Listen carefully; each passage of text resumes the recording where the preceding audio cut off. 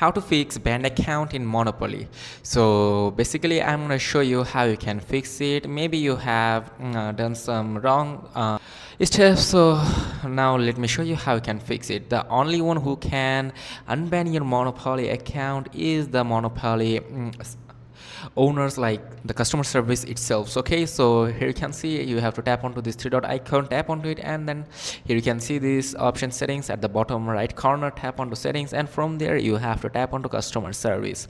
So simply tap onto customer service, then after clicking onto customer service you can tap onto chat with us options.